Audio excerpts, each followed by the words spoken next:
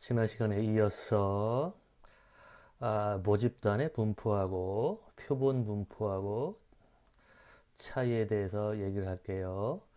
시간에도 얘기했지만 이 내용은 매우 중요한 내용이라는 것을 지금 또 한번 강조해도 부족함이 없어요. 자, 모집단의 분포는 그야말로 전체 전체 집단의 구성원들의 특성이 어떻게 분포되어 있는지를 보여주는 것이죠. 만약에 모집단이 우리 아주대학교라고 한다면, 아주대 대학생들의 키의 분포 또는 아주대 대학생들의 나이의 분포, 여러 가지 특성들의 분포를 얘기하겠죠. 그리고 베리언스는 그와 같은 분포가 얼마만큼 넓게 분포되어 있는지, 여기서는 이제 제곱을 하는 이유는 지난 시간에 얘기했던 대로 우리가 분포의 넓이에 대해서 알고 싶은데, 그 분포의 넓이를 계산하는 과정에서 각 관찰값과 평균값과의 차이를 계산하면 평균보다 작은 집단은 이 값이 마이너스가 나오고 평균보다 큰 집단은 이 값이 플러스가 나오기 때문에 이 각 관찰값과 평균과의 차이들을 전부 합치게 되면 0이 나오게 된다고 했죠. 그래서 근데 우리가 알고 싶어 한 거는 이 거리이기 때문에 이 마이너스 값을 플러스로 전환시키기 위해서 제곱을 한다고 얘기했죠. 그리고 분모는 n-1, n-1인데 그 이유는 뭐냐면 관찰값과 그 다음에 평균값과의 괴리, 차이가 n-1개죠. 예를 들어서 1, 2, 3, 4, 5라는 모집단이 있으면 평균이 3이고 이 괴리가 한 개, 두 개, 세 개, 네 개. 즉, 5개 빼기 1. 에서 4개가 되는 거죠. 그러니까, 스탠다드 디비에이션은 무엇이냐? 각 관찰값이 평균으로부터 얼마만큼 떨어져 있는가를 평균을 낸 것이죠. 그쵸? 여기는 제곱을 했지만, 여기서 스퀘어 루트를 했으니까, 이게 바로, 스탠다드 디비에이션이에요. 달리 얘기하면 평균적으로 모집단의 관찰값들이 평균으로부터 얼마만큼 떨어져 있는가, 그렇게 한 문장으로 우리가 요약할 수 있겠죠. 다시 한번 얘기하면 평균적으로 각 관찰값들은 모집단의 평균으로부터 얼마만큼 떨어져 있는가를 나타내는 게 바로 스탠다드 디비에이션이에요. 자, 표본 분포는 무엇인가? 샘플링 디스트리뷰션, 말 그대로 표본이 어떻게 분포되어 있는가요? 근데 조금 더 구체적으로 얘기하면 표본값, 표본 통계량. 예를 들어서 여러분이 키에 대해서 관심이 있다면 아주대 학생, 예를 들어서 아주대 학생이 10,000명이라고 하면 10,000명 중에서 100명을 뽑아서 키를 재서 평균이 예를 들어 가지고 170이라고 해봐요. 그러면 표본 평균값이 170이죠. 근데 표본 평균값의 분포니까 이 표본 평균값이 여러 개가 있다는 걸 의미하는 거죠. 그래서 또 만약에 100명을 또 다시 무작위 추출을 해서 평균을 구해서 175가 될 수도 있고, 또 100명을 또 표본 추출해서 평균을 구하면 179, 이런 식으로 계속 100명씩 뽑아가지고 평균을 구하면 이 표본 평균 값의 분포를 이렇게 그릴 수 있겠죠. 그쵸? 그래서 표본 분포는 표본 통계량의 분포예요. 그러니까 표본의 특징, 표본에서 얻은 모집단의 특징, 표본으로부터 얻은 이 모집단의 특징의 분포예요. 그렇다면 어떻게 이 표본 분포의 값은, 표본 분포는 우리가 어떻게 측정할 수 있는지, 여기서 일단 이름이 다르죠? 여기는 스탠다드 에러예요. 이 경우에는 스탠다드 디비에이션, 편차. 편차인데 이거는 오차. 그러니까 여기서 오차를 쓰는 이유는 우리가 표본을 추출한 이유는 뭐라고 했어요? 추출한 이유는 모집단에 대해서 알고 싶은데 모집단을 알 길이 없으니까 일부분을 뽑아서 모집단의 특성을 추측하는 것이죠. 그러니까 여기서 오차라는 말은 우리의 추측이 틀릴 가능성을 얘기하는 거죠. 그렇죠? 오차, 우리가 모집단의 특성을 파악함에 있어서 추측함에 있어서 어, 발생할 수 있는 오차, 우리의 실수를 얘기하는 거죠. 그러면 그건 어떻게 계산하느냐? 이와 같은 공식, 스탠다드 에러는 이와 같은 공식으로 계산하는데 잘 보면은 두 변수로 구성되어 있죠. 표본 오차는 분모가 n, 분자가 시그마 제곱. 이 시그마 제곱은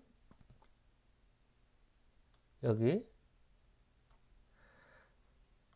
모집단의 변동, 베리언스를 얘기하는 거죠. 그러면 모집단의 변동이 커지면 커질수록 또는 마찬가지 여기다 스퀘어 루트를 냈으니까 스탠다드 디비에이션, 그러니까 모집단의 표준 편차가 커지면 커질수록, 즉 달리 얘기하면 모집단이 넓게 분포되어 있으면, 또 달리 얘기하면 모집단의 특성이 이질적일수록, 그러면 오차는 증가하죠. 그러니까 지난 시간에 얘기했었죠. 우리의 지식의 신뢰도에 영향을 미치는 것 중에 하나는 모집단의 특성이 얼마나 이질적인가 라고 얘기했죠.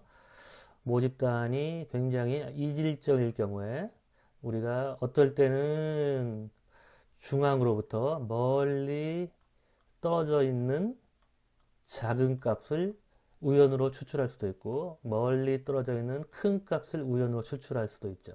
그렇기 때문에 모집단이 넓게 이렇게 분포되어 있으면 이 극한값, 중앙으로부터 멀리 떨어져 있는 극한값을 추출하게 돼서 모집단의 참값, 중간값을 추측함에 있어서 오차를 발생할 가능성, 오차를 범할 가능성, 또는 실수를 범할 가능성이 증가하게 되는 거죠.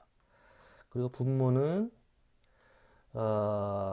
n의 제곱근이죠. 그러니까 n이 증가하면 증가할수록 우리의 오차는 줄어들죠. 그렇죠? 이게 분모니까. 근데 오차가 줄어들긴 줄어드는데 스퀘어 루트가 있으니까 그냥 줄어드는 게 아니라 더 많이 관찰하면 n, 오차, 그러니까 관찰의 수를 늘리면 늘릴수록 이처럼 쭉 선형적으로 오차가 줄어드는 게 아니라 스퀘어 루트가 있으니까 이렇게 줄어들겠죠. 왜 그럴까요? 그 이유는 여러분이 예를 들어서 새 학기에 들어와서 새로운 친구에 대해서 알고 싶다고 해요. 이 친구는 어떤 친구인지. 그러면 처음에 한 번 관찰할 때는 여러분은 그 친구의 특성에 대해서 특성을 파악을 했는데 그 딱 한 번 본 모습이 그 친구의 모습과 달리 그 친구가 굉장히 화를 냈다고 해봐요. 그러면 이 친구는 화를 잘 내는 친구라고 생각하겠죠. 그렇죠? 이 친구는 평균적으로는 그냥 보통 사람인데 하지만 한 번 관찰했기 때문에 이 친구가 원래 가지고 있는 모습과는 다를 수도 있을 거야 라고 생각하겠죠. 그러니까 오차를 한 번 관찰했을 때는 오차가 굉장히 커지겠죠. 그러니까 두 번 관찰할 때는 그 다음에 관찰했더니 이 친구가 아주 평안한 태도를 보이면 지난번에는 화를 냈는데 이번에는 편안하네. 그러면 지난번에 가졌던 생각하고 지금 생각이 비교하면서 지난번에 가졌던 생각도 틀릴 수 있었겠구나 그렇게 생각하죠. 그 다음에 또 세 번째 관찰했더니 그 다음에는 뭐 또 어떤 모습을 나타나게 되고 그래서 점점 관찰이 늘어날수록 여러분은 이 친구에 대한 확신을 가지게 되죠. 그리고 어떤 충분히 많이 관찰했으면 그러면 여러분은 내가 알고 있는 이 친구의 모습은 이제 알만해. 어느 정도 알 것 같아. 라고 생각을 하죠. 그래서 더 많이 관찰해봤자 이미 충분히 관찰을 했으니까 오차는 천천히 줄어들게 되죠. 그러니까 처음 관찰했을 때는 조금만 더 많이 관찰을 해도 오차가 많이 줄어들게 되죠. 그렇죠? 실제로 실생활에서 그렇잖아요. 우리가 처음 보는 사람을 만났다가 한 번, 두 번, 세 번, 네 번 이렇게 관찰하게 되면 그 사람에 대해서 빨리 이제 알아간다고 생각하잖아요. 그래서 어느 정도 충분히 관찰하면 이제 충분히 알아. 이 사람에 대한 나의 지식은 충분해 라고 생각하죠. 그렇기 때문에 더 많이 관찰해봤자 오차가 천천히 줄어드는 것이죠. 그렇죠? 그래서 이런 원리를 담고 있죠. 이 공식이. 그러니까 모집단에 우리가 알 수 없지만 모집단의 분포가 이렇게 널리 분포되어 있다면 우리는 실수를 범할 가능성이 높고 또 많이 관찰하면 많이 관찰할수록 우리는 실수를 범할 확률이 줄어들게 된 거죠. 그래서 통계에서 얘기하는 지식의 신뢰도라는 것은 오로지 이 두 변수에 의해서 결정되는 거죠. 그러니까 지식을 제공하는 출처 또는 권위, no. 또는 주관적인 믿음, 이건 더더욱더 no. 오로지 자료, 데이터. 근데 데이터 중에서 데이터의 원래 모습, 여러분이 표본을 통해서 얻은 데이터의 모습, 그것이 이질적인가 동질적인가? 동질. 그리고 여러분이 데이터가 충분한 관찰값을 가지고 있는가? N, large N, 많이 관찰했는가? 이것만 여러분의 지식의 신뢰도에 영향을 미칠 수 있는 거예요. 세상은 보이는 곳보다 보이지 않는 곳에 진리가 숨겨져 있어요. 아무리 지식의 출처가 권위가 있다고 하더라도 그리고 여러분이 스스로 나는 확신할 수 있다고 믿더라도 그거는 아무런 의미가 없는 비과학적인 지식일 뿐이에요. 오로지 두 가지 팩터. 오케이. 자, 그러면 지금까지 이제 표본 추출에 대해서 얘기하면서 모집단은 을 관찰하는 건 매우 어렵고 또 관찰할 수 있다고 하더라도 매우 비싸다고 얘기했죠. 그래서 우리가 표본을 통해서 모집단의 특성을 추측하는데 근데 문제는 뭐냐면 그와 같은 지식을 얼마나 믿을 수 있는가. 예를 들어 문재인 대통령의 지지도를 우리가 대략 한 1000명 정도에서 뭐 1200명 정도 여론조사 기관에서는 이 정도의 관찰을 하는데 어떻게 뭐 4천만 명 정도의 유권자의 생각을 4천만 명 중에 1000명이면 뭐 이게 이제 4천만 명이 여기 주머니에 있다면 이게 전체 4천만 명이라면 1000명은 거의 점에 불과하죠. 이렇게 많은 사람의 그런 생각을 이렇게 조그만 부분으로 이해하는 게 말이 되느냐 라고 얘기를 하죠. 자, 그러면 우리가 왜 그게 가능한지 실험을 통해서 보여드릴게요. 자, 지금은 카메라가 있으니까 원래 면대면 수업을 할 때는 여러분에게 시키는데 여러분 지금 그게 불가능하니까 내가 할게요. 자, 이거 보이시죠? 이 안에 바둑알이 숨겨져 있어요. 이렇게. 근데 검은색, 흰색, 이게 여러분한테 내가 알려주지 않을 비율로 섞여져 있어요. 그러니까 이게 바로 내가 만든 세상이에요.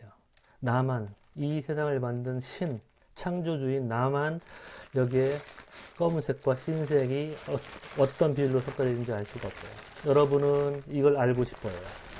하지만 이걸 관찰할 수가 없어요.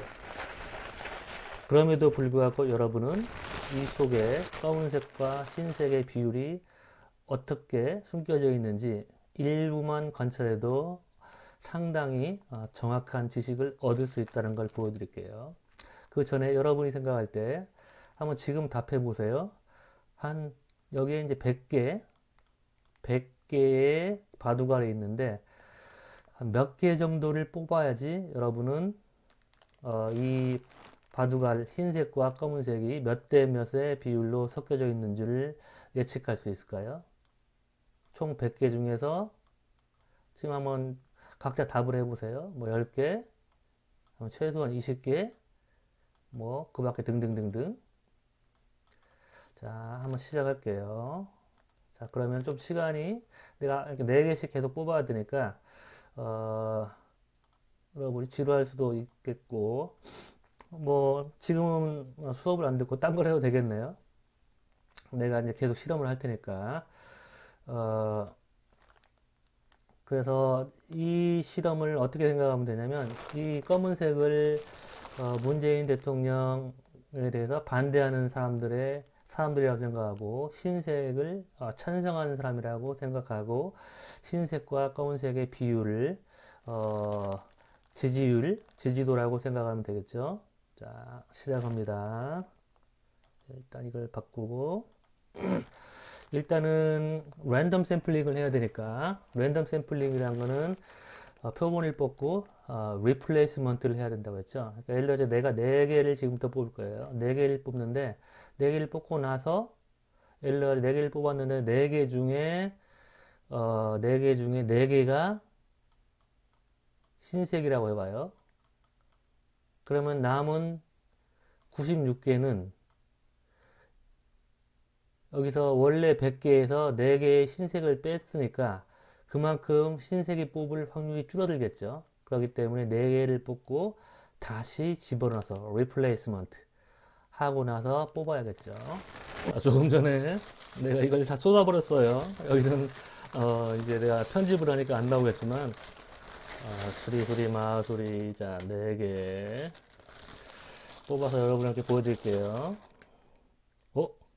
이럴 수가 4개다가 검은색 그러면 여기다가 표시를 할게 몇 개를 뽑았는지.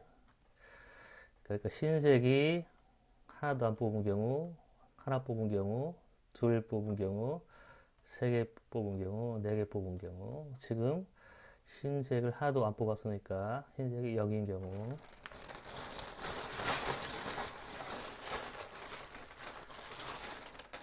또 4개, 하나, 둘, 셋, 4개.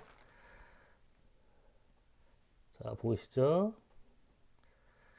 흰색 2개, 검은색 2개. 흰색이 2개인 경우. 자, 빨리빨리.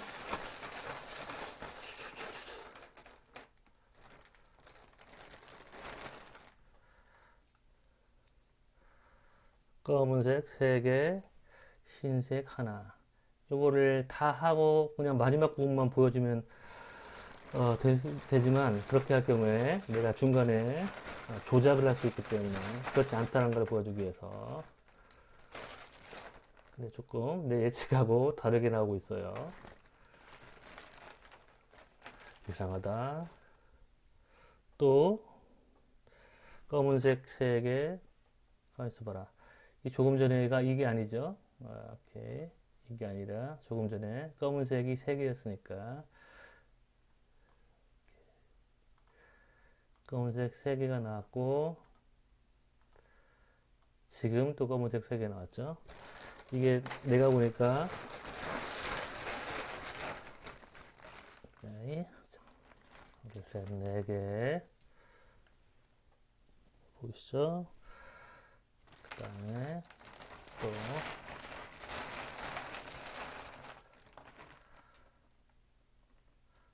하나, 둘, 셋.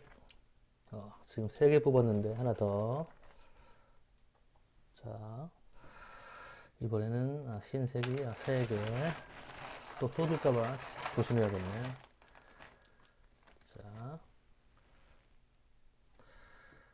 흰색 3개. 그래서 지금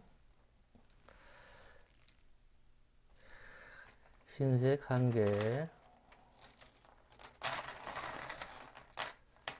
하나, 둘, 셋, 4개. 짠. 흰색 3개. 매우 이상하게 돌아가는데. 자, 흰색 2개. 여러분, 내가 카메라만 보고 있다는 거 보이시죠? 이 백은 안 보고. 그러니까 조작은 일어나고 있잖아요.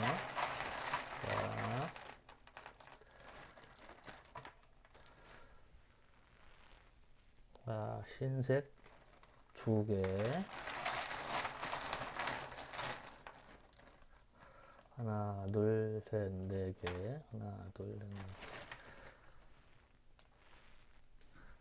흰색 1개. 하나, 둘, 셋, 넷. 흰색 3개.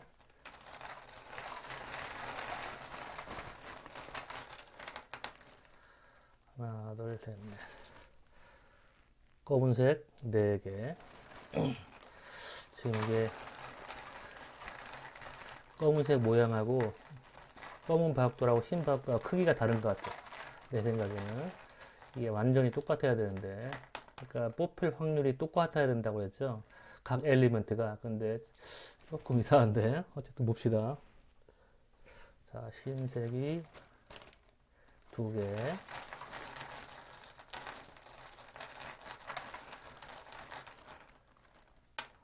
하나, 둘, 셋. 하나, 둘, 셋, 4개. 흰색이 3개.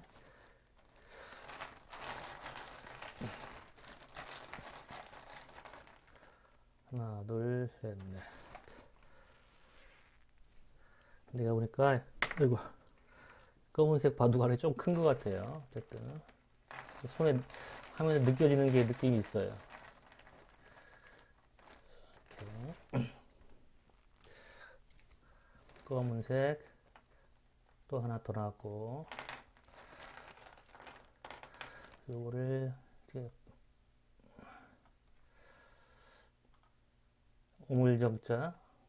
우물정자가 아니라 발을정자인가요? 발을정자로 하지 말고 이렇게 조금 더 보기 좋게 이렇게 표시할게요. 2개. 하나, 둘, 셋, 넷, 5, 6개 나왔죠. 지금까지 0, 1, 2, 3, 4. 그 다음에 2개가 하나, 둘, 셋, 넷, 5. 그 다음에 3개가 하나, 둘, 셋, 넷, 5. 그 다음에 오케이 끝났죠. 하나, 둘, 셋, 넷. 자, 하나 더 나왔어요. 흰색 3개가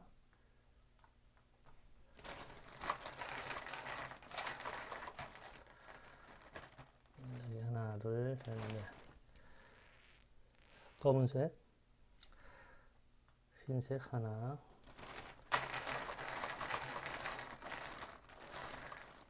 하나, 둘, 셋, 넷. 자, 이렇게 보면은 이제 조금씩 어떤 모양을 갖춰 나가는 게 보이죠, 여러분? 자,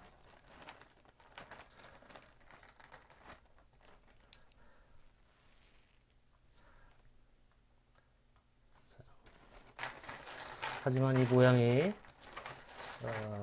이 창조주가 생각한 모양이 아니에요. 하나, 둘, 셋, 넷. 네. 하지만 창조주는 인간들이 내가 원하는 세상을 만들 때까지 계속 할 거예요. 4개. 자,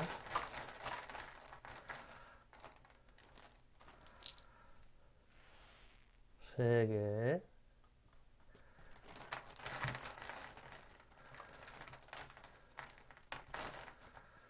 하나, 둘, 셋, 넷. 2개.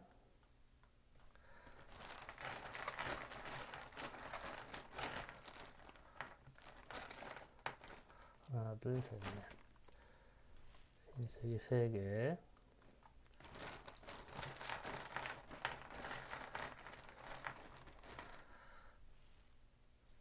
두 개. 5번만 더 할게요. 2개, 2개. 3개. 검은색이 3개. 이렇게. 검은색 4개. 이런 식으로 3번만 더. 검은색 3개, 1개.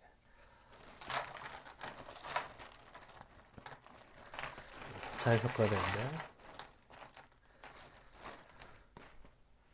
3개. 이상하네요. 자, 마지막으로.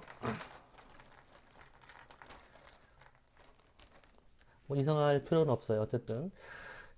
자, 이렇게 나왔어요.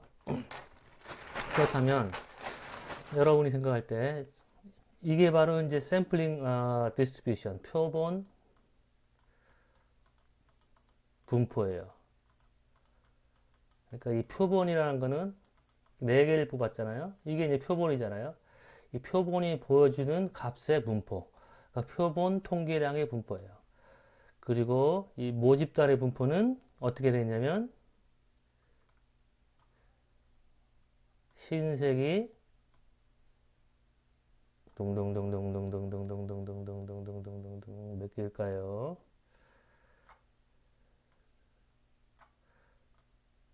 100개 중에서 50개, 검은색이 50개, 반반씩 섞어놨어요.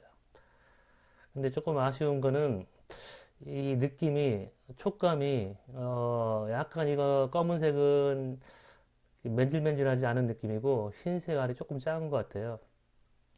그래서 이게, 근데 그럼에도 불구하고, 지금 이 표본을 뽑았을 때, 흰색 2개가 제일 많이 뽑혀야 되는데, 흰색 3개하고 흰색 1개가 이제 가장 많이 뽑았어요.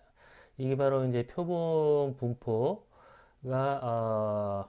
이게 문제일 수가 있어요. 우연하게 이처럼, 그러니까 원래대로 하면은 이제 요것이 가장 많아야 되는 거죠. 이 표본 통계량이 가장 많아야 되는데, 그렇지 않은 결과가 났고, 뭐, 그럼에도 불구하고 보면은 거의 이 그래프가 이렇게 대칭적이라서 이 표본 통계량의 평균을 내면 지금 이게 0 흰색이 하나도 안 나온 경우는 이제 0이잖아요. 0 곱하기 3 더하기 하나가 나온 경우가 1 곱하기 하나, 둘, 셋, 넷, 다, 여, 일곱, 여덟, 아홉, 열, 열하나, 11 더하기 2 곱하기 하나, 둘, 셋, 넷, 다, 여, 일곱, 7 더하기 3 곱하기 하나, 둘, 셋, 넷, 다, 여, 일곱, 여덟, 아홉, 열, 열하나, 11 더하기 4 곱하기 1개 나누기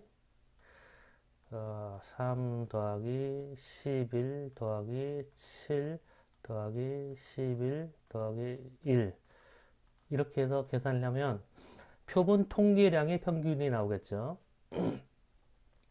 그러면 그거는 지금 해볼까요? 엑셀로 한번 해볼게요. 보자. 계산을.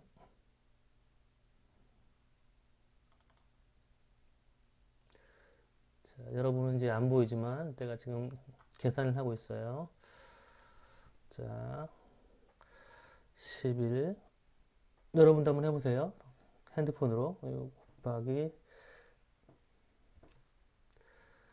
7 더하기 3 곱하기 11 더하기 4 곱하기 1 나누기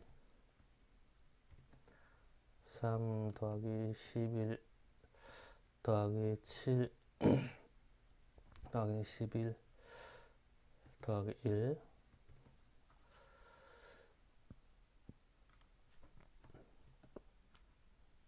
자, 이렇게 해보면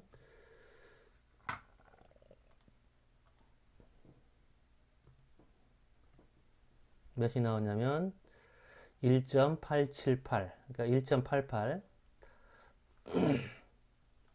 1.88이 나왔어요.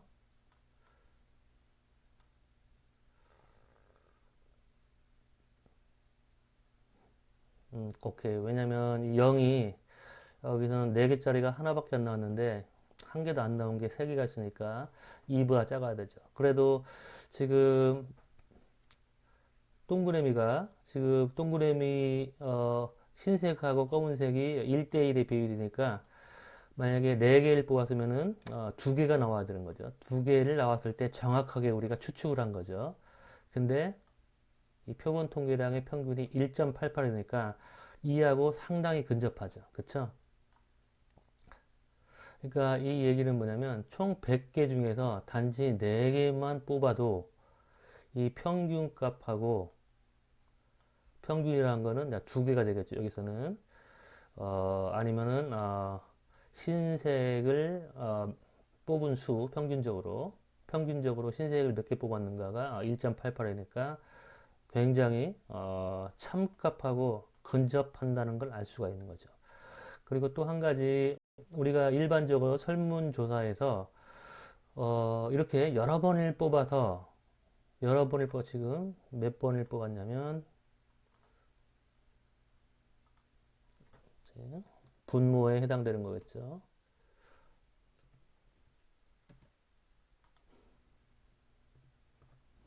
33번의 설문조사를 한 거예요. 말하자면 이거는 33번을 뽑았으니까 표본 추출을 했으니까 33번의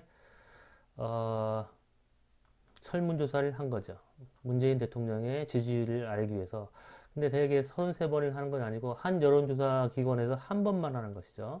그러니까 그 여론조사 기관에서 뽑은 게 요게 될 수도 있고 빨간색으로 표시할게요. 그 여론조사의 표본 추출 결과가 이게 될 수도 있고 이게 될 수도 있고 또는 이게 될 수도 있고 이게 될 수도 있죠. 아니면 이게 될 수도 있고 어떤 게 될 수가 없는 거죠. 그러면 여론조사 기관에서 발표를 하면 만약에 이렇게 이와 같은 샘플을 뽑은 여론조사 기관은 문재인 대통령의 지지율을 예를 들어서 0%, 100%라고 한다면 0%라고 발표를 하겠죠. 그렇죠? 그리고 이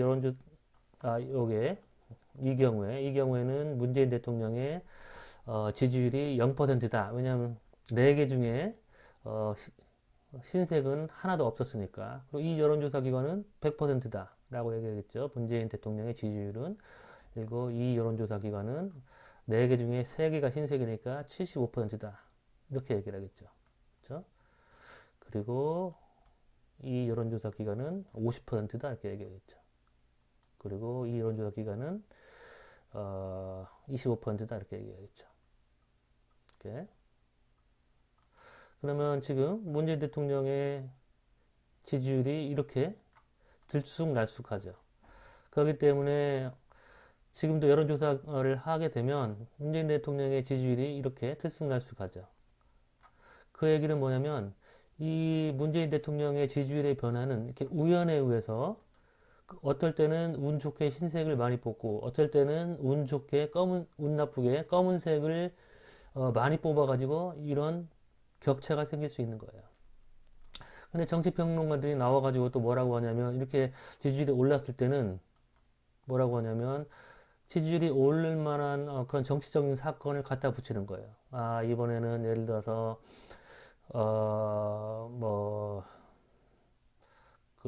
이철 대표, 신라젠 이채열 대표의 측근한테 그 채널 A 기자가 협박을 해가지고 야당한테 불리한 그런 그런 사건이 터졌죠. 이제 그게 그래서 뭐 여당 지지자들을 결속시켜서 문재인 대통령의 지지율이 올라왔다. 또 이렇게 얘기하고 또 이게 떨어지면은 뭐 그 당시에 뭐 어떤 여당에게 불리한 사건이 있었다고 해요. 뭐 마스크 대란이 나서 사람들이 줄 서가지고 여당에 대한 그런 뭐 실망감이 때문에 내려갔다. 이런 식으로 막 그때그때 자기네들한테 유리하게 해석을 하는 거예요. 근데 사실은 조금 전에 얘기했듯이 아무런 그런 변화가 없어도 여권의 그 여론의 변화가 없어도 이와 같은 변동은 우연한 표본 추출 때문에 벌어질 수가 있어요. 물론 의미가 있는 변화는 뭐냐면 오차 이상의 범위, 오차 이상의 범위가 오차 이상의 범위에서 등락이 일어나면 그거는 의미가 있는데 오차 내에서 등락을 하는 거는 별로 의미가 없어요. 근데 이제 의미가 있는 거는 이 오차를 벗어난 그런 등락 그리고 하나의 패턴, 추세가 중요해요. 그러니까 이렇게 등락을 거듭하면서 점점 상승한다면 이건 진짜로 변하고 있는 거예요. 근데 매번 여론조사를 할 때마다 그 등락을 가지고 그렇게 해석하는 거는 옳지 않아요. 조금 전에 여러분이 확인을 했었죠. 이 등락이 모집단은 그대로 고정되어 있는데, 그러니까 50대 50으로 흰색과 검은색이 고정되어 있잖아요. 그럼에도 불구하고 이런 등락이 발생한다는 거 알았죠? 그래서 이 실험으로부터 여러분이 알 수 있는 거는 첫 번째, 의외로 작은 수의 표본을 가지고도 작은 사이즈의 표본을 가지고도 상당히 정확한 예측을 할 수 있다. 1.88. 그러니까 모집단의 참값이 2인데 지금 1.88로 측정을 했잖아요. 그러니까 상당히 작은 수의 표본 크기를 가지고 모집단을 추측할 수 있다는 그런 매직, 마술과 같은 결과가 났고 물론 만족스럽지는 않지만 그리고 또 하나는 이렇게 등락, 그러니까 여론조사에서 일어나는 등락은 우연히 발생할 수 있는 것이다. 그리고 또 뭐가 있을까요? 그리고 이 분포는 뭘 의미하냐면 표본 통계량의 분포다. 표본 통계량의 분포는 이처럼 종 모양을 가진다. 그 이유는 왜 그럴까요? 종 모양의 모습을 가지는 이유는 지금 8개를 뽑아가지고 보여드릴게요.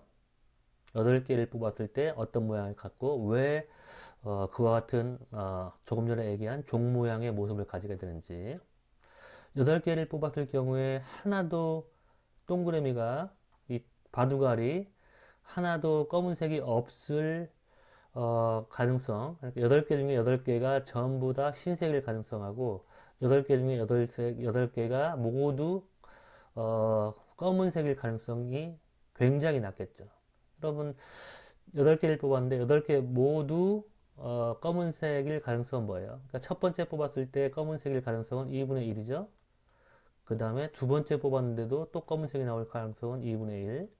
세 번째 뽑았을 때 또 검은색이 나올 가능성은 2분의 1. 이렇게 해서 8개를 뽑았는데 모두 다 8개가 검은색일 확률은 2의 80분의 1이니까 계산을 해보면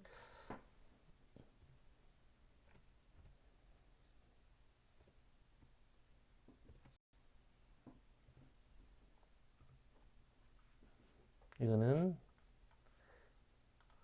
0.004 정도 돼요. 0.004.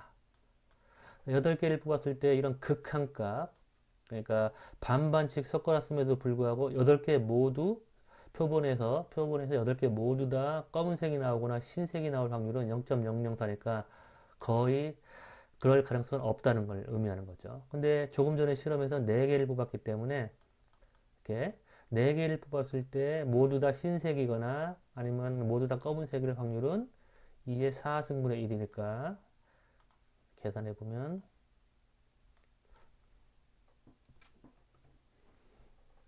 약 6.25%. 6.25%의 확률로 이런 극한 추측, 그러니까 모집단의 참값인 2로부터 멀리 떨어져 있는 극한값, 그러니까 잘못된 추측을 할 가능성이 6.25%나 돼요. 4개를 뽑았을 때는. 하지만 8개를 뽑았을 때는 거의 0이 되는 거예요. 그렇기 때문에 더 많은 표본을 추출하면 추출할수록 이런 잘못된 추측 또는 오차를 범할 가능성이 줄어드는 거예요. 실제로 한번 실험을 해볼게요. 8개를 뽑았을 때 어떻게 되는지. 자,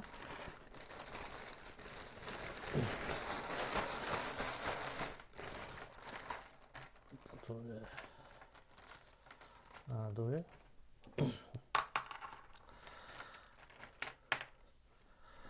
하나, 둘, 셋. 여러분한테 보여드리지 않을게요. 보여드릴게요. 자, 흰색이 2개 나왔어요. 그러니까 0, 1, 2, 3, 4, 5, 6, 7, 8. 흰색이 2개. 하나, 둘, 셋, 넷, 다섯, 여섯, 일곱, 여덟. 자, 흰색 3개.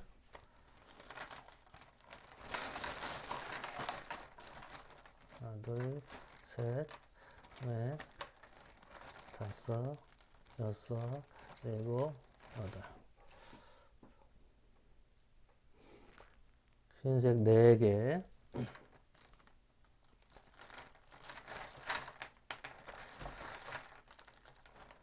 그리고 8. 8, 셋, 넷. 흰색 3개.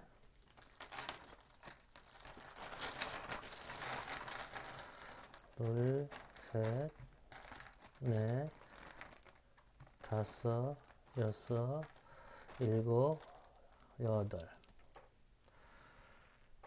흰색이 7개, 6개.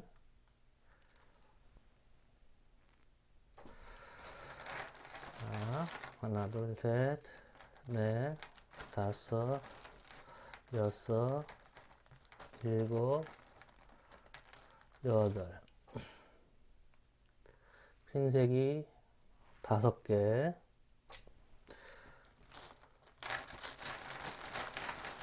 하나, 둘, 셋, 넷, 다섯, 여섯, 일곱.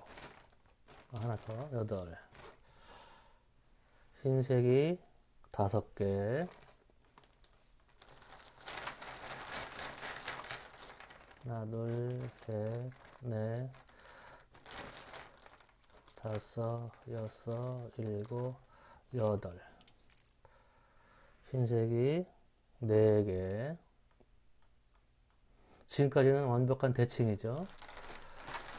자, 하나, 둘, 셋, 넷, 다섯, 여섯, 일곱, 여덟.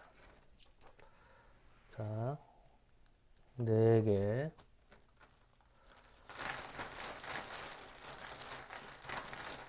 하나, 둘, 셋, 넷, 다섯, 여섯, 일곱, 여덟. 자, 흰색 3개. 하나, 둘, 셋, 넷, 다섯, 여섯, 일곱, 여덟. 흰색 3개. 확실히 내가 보니까 검은색이 잘 집히는 느낌이에요. 왜냐면 검은색 알이 조금 큰 것 같아요. 신경 안 쓰고 그냥 뽑으려고 하는데도, 그러니까 아까 1.88이 나왔죠. 2가 안 나오고. 둘, 셋, 넷, 다섯, 여섯, 일곱, 여덟. 흰색 4개. 자, 하나, 둘, 셋, 넷, 다섯, 여섯, 일곱, 여덟. 자, 두 개. 딱 세 번만 더 할게요. 둘, 셋, 넷, 다섯, 여섯, 일곱, 여덟.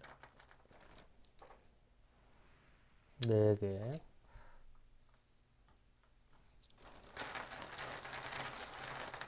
하나, 둘, 셋, 넷, 다섯, 여섯, 일곱, 여덟.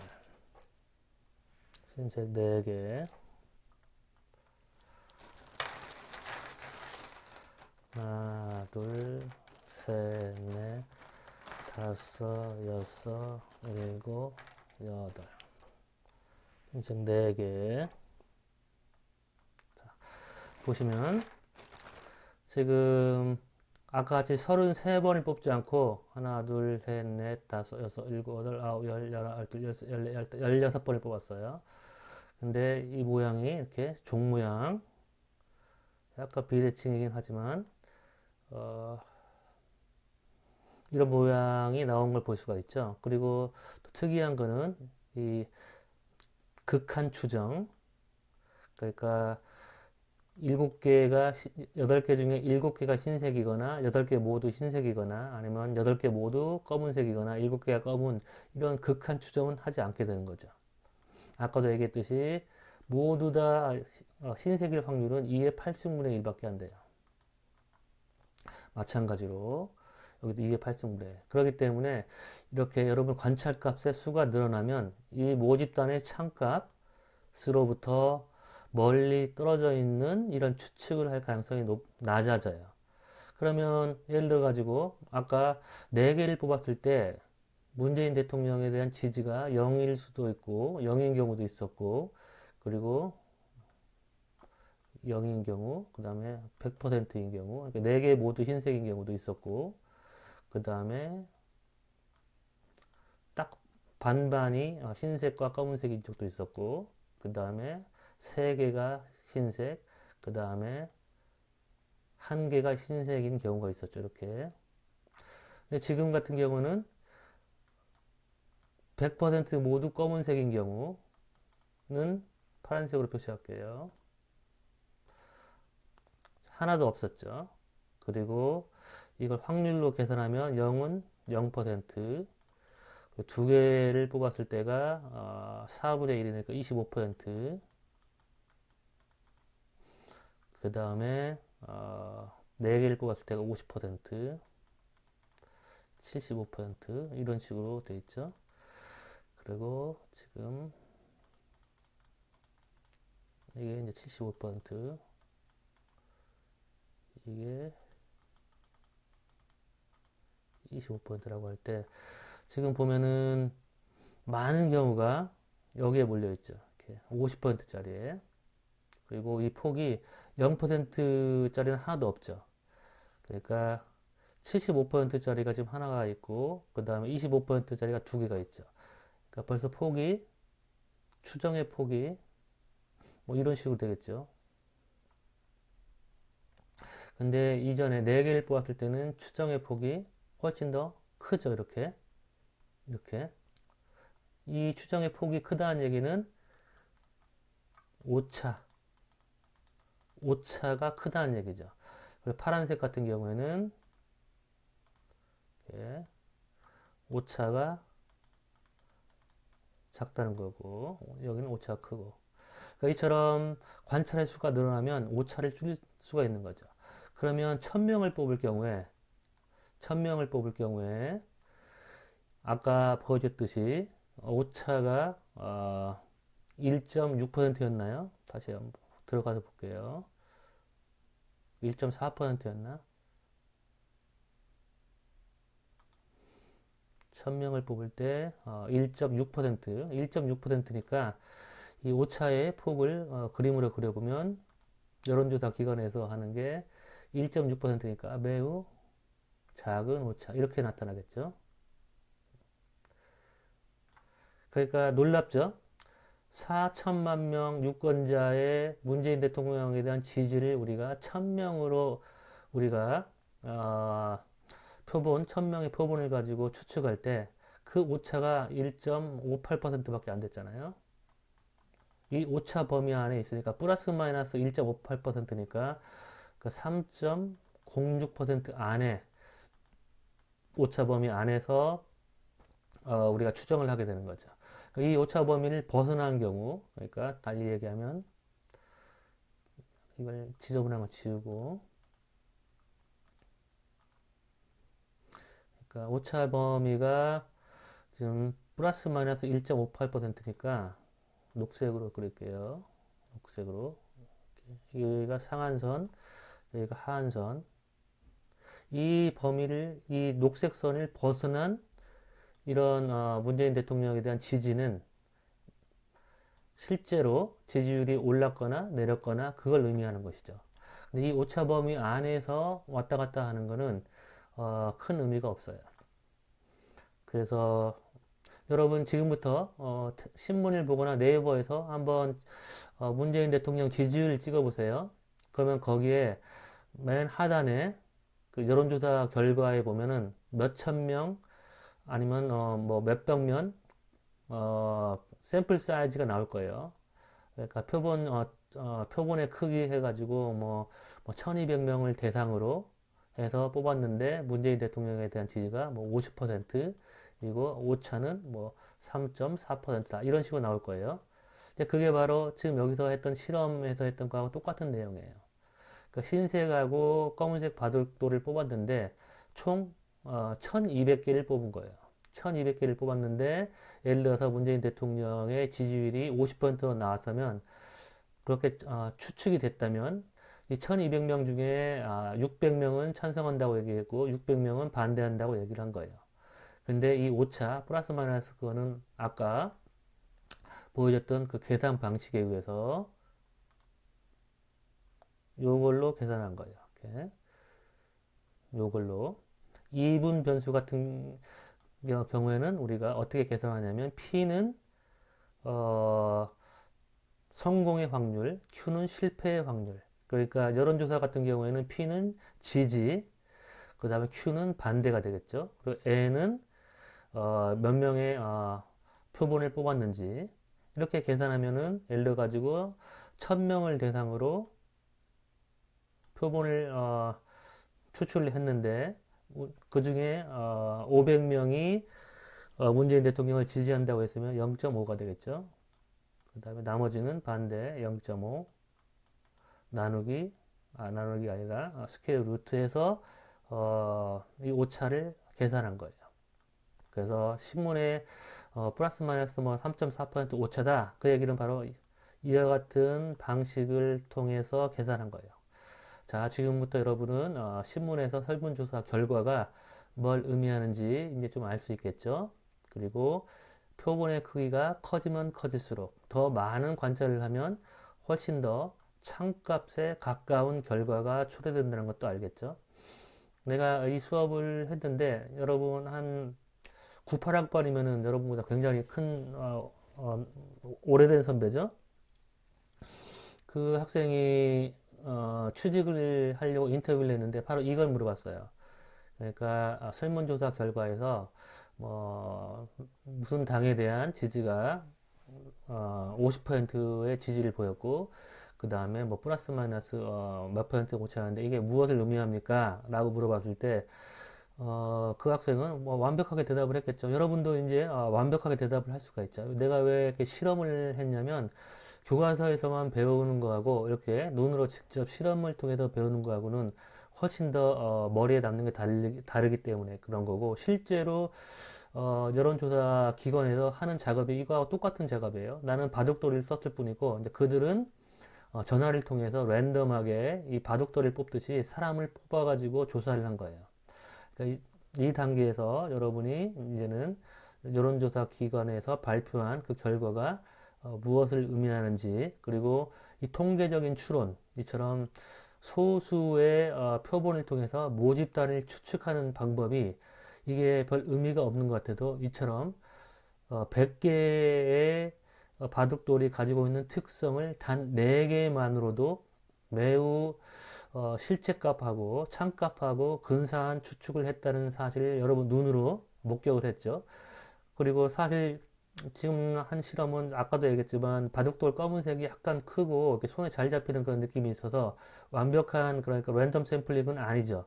왜냐면 랜덤 샘플링은 각 요소가 뽑힐 확률이 같아야 되는 거죠. 근데 내가 실험을 해보니까 꼭 그건 아니었던 것 같아요. 이제 그 전에 수업 시간에 내가 종이를 정확하게 오려가지고 똑같은 크기로 오려서 동그라미 X를 써가지고 학생들한테 시켰는데 여기서 이제 손으로 그렇게 하면 좀 뽑기가 어려울 것 같아서 바둑알로 했거든요. 뭐 그럼에도 불구하고 그렇게까지 뭐 손이 준탁한 사람이 뽑았으면은 조금 더 랜덤하게 무작위적으로 표본 추출을 했겠죠.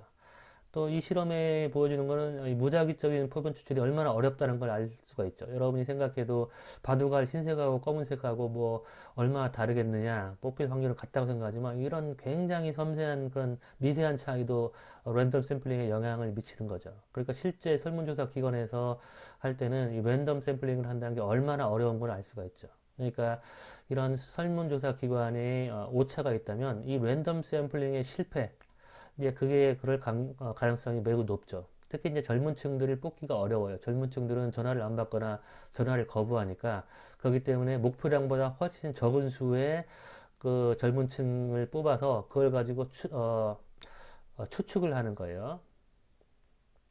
그래서 젊은 층의 값은 아무래도 오차가 클 가능성이 높아요. 그러니까 대부분의 나이 든 사람들은 목표량을 할당량을 다 뽑는데 젊은 층은 조금만 뽑아가지고 그 조금 뽑은 수에서 얻은 추측값을 가지고 추측을 하니까 훨씬 더 오차가 크다고 얘기할 수 있겠죠. 자, 오늘은 여기까지 할게요. 오늘 수업은 좀 재밌었죠? 아무래도 이렇게 보여주고 하니까 더 나은 것 같아요. 그러면 수고 많았어요. 바이.